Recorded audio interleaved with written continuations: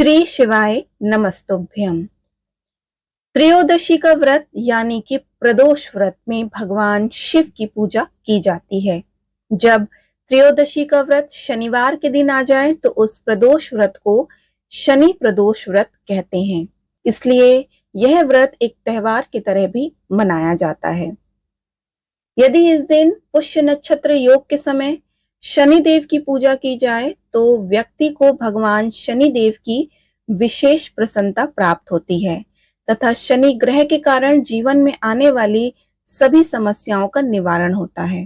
इस व्रत का पारण अगले दिन शिवलिंग पर जल चढ़ाने से होता है। जिन जातकों पर शनि की महादशा 7.5 की ढैया चल रही है, उन्हें शनि प्रदोष व्रत को करने से बहुत राहत मिलती है। यदि किसी जातक की जन्म कुंडली में शनि ग्रह खराब अवस्था में बैठा हो तो उन्हें भी शनि प्रदोष व्रत विशेष रूप से करना चाहिए। शनि प्रदोष व्रत के दिन पंचाक्षरी मंत्र ओम नमः शिवाय तथा शनि बीज मंत्र ओम प्राम प्रीम प्रोम सह शनिश्चराय नमः का जाप करना चाहिए। यदि संभव हो सके तो इन मंत्रों से अपनी क्षमता के अनुसार हवन में आहुतियां भी डालनी चाहिए। शनि प्रदोष व्रत कथा का पाठ खोया हुआ पद प्रतिष्ठा को लौटाता है और आपके जीवन में उन्नति का मार्ग प्रशस्त करता है। तो आइए शनि प्रदोष व्रत कथा सुनाते हैं। गर्गाचार्य जी ने कहा कि हे महामते, अपने शिव जी की प्रसन्नता हेतु समस्त प्रदोष व्रत का वर्णन किया। अब हम शनि प्रदोष व्रत विधि और शनि प्रदोष व्रत कथा सुनने की इच्छा रखते हैं, सो कृपा करके आप सुनाइए। तब सूत जी बोले कि हे ऋषि, निश्चय रूप से आप शिव पार्वती के चरणों में अत्यंत प्रेम है। मैं आपको शनि त्रयोदशी की व्रत की विधि बतलाता हूँ और शनि प्रदोष व्रत की कथा सुनाता हूँ, सो ध्यान पूर्वक सुनिए। पुरातन कथा है कि एक निर्धन ब्राह्मण की स्त्री दरिद्रता से दुखी हो शांडल्य ऋषि के पास जाकर बोली कि हे महामुनि, मैं अत्यंत दुखी हूँ, दुख निवारण का उपाय बतलाइए।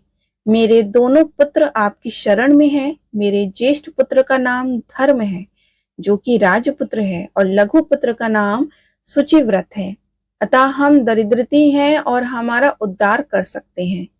इतनी बात सुन ऋषि ने शिव प्रदोष व्रत करने के लिए कहा। तीनों प्राणी शनि प्रदोष व्रत कथा का पाठ करने लगे। कुछ समय पश्चात प्रदोष व्रत आया। तब तीनों ने व्रत का संकल्प लिया। छोटा लड़का, जिसका नाम शुचिव्रत था, एक तालाब पर स्नान करने को गया तो उसे मार्ग में स्वर्ण कलश धन से भरपूर मिला। उसको लेकर वह घर आ गया। प्रसन्न हो माता से कहा कि माँ, यह धन मार्ग से प्राप्त हुआ है। माता ने धन देखकर शिव महिमा का वर्णन किया।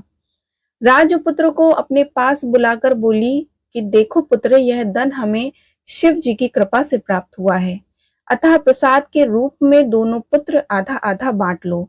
माता का वचन सुन राजपुत्र ने शिव पार्वती का ध्यान किया और बोला, पूज्य, यह धन आपके पुत्र का ही है, मैं इसका अधिकारी नहीं हूँ। मुझे शंकर भगवान और माता पार्वती जब देंगे तब ले लूंगा। इतना कहकर वह राजपुत्र शंकर जी की पूजा में लग गया। एक दिन दोनों भाइयों का प्रदेश भ्रमण का विचार हुआ। वहां उन्होंने एक गंधर्व कन्याओं को क्रीड़ा करते हुए देखा। उन्हें देख शुचिव्रत ने कहा कि भैया, अब हमें इससे आगे नहीं जाना चाहिए। इतना कह शुचिव्रत वही स्थान पर बैठ गया, परंतु राजपुत्र अकेला ही स्त्रियों के बीच में जा पहुंचा।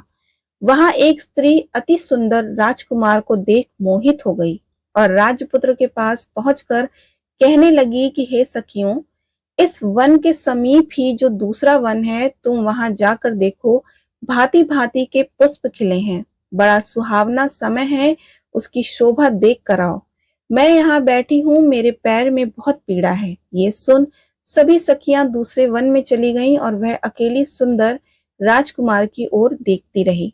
इधर राजकुमार भी कामुक दृष्टि से निहारने लगा। युवती बोली कि आप कहाँ रहते हैं, वन में कैसे पधारे, किस राजा के पुत्र हैं, क्या नाम है? राजकुमार बोला, मैं विदर्भ नरेश का पुत्र हूँ, आप अपना परिचय दें। युवती बोली कि मैं विद्रविक नामक गंधर्व की पुत्री हूँ, मेरा नाम अंशुमति है। मैंने आपकी मन स्थिति को जान लिया है कि आप मुझ पर मोहित हैं। विधाता ने हमारा तुम्हारा संयोग मिलाया है और युवती ने मोतियों का हार राजकुमार के गले में डाल दिया। राजकुमार हार स्वीकार करते हुए बोला कि हे भद्रे, मैंने आपका प्रेम उपहार स्वीकार कर लिया है, परंतु मैं निर्धन हूँ। राजकुमार के इस वचन को सुनकर गंधर्व कन्या बोली कि मैं जैसा कह चुकी हूँ वैसा ही करूंगी, आप अपने घर जाइए। इतना कहकर वह गंधर्व कन्या सखियों से जा मिली और घर जाकर राजकुमार ने सूची व्रत को सारा वृतांत कह सुनाया।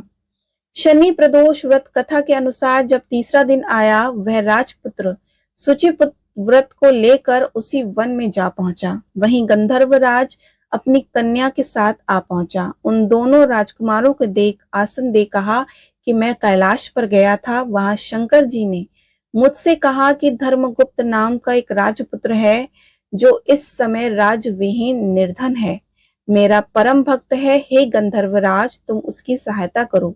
मैं महादेव जी की आज्ञा से इस कन्या को आपके पास लाया हूँ, आप इसका निर्वाह करें, मैं आपकी सहायता कर आपको राजगद्दी पर बैठा दूंगा। इस प्रकार गंधर्व राज ने कन्या का विधिवत विवाह कर दिया। विशेष धन और सुंदर गंधर्व कन्या को पाकर राजपुत्र अति प्रसन्न हुआ। भगवत कृपा से वह समय उपरांत अपने शत्रुओं को दमन करके राज्य का सुख भोगने लगा। जो शनि प्रदोष व्रत कथा का पाठ करता है उसे खोई हुई प्रद प्रतिष्ठा संपत्ति अवश्य ही प्राप्त होती है। बोलो उमापति शंकर भगवान की जय।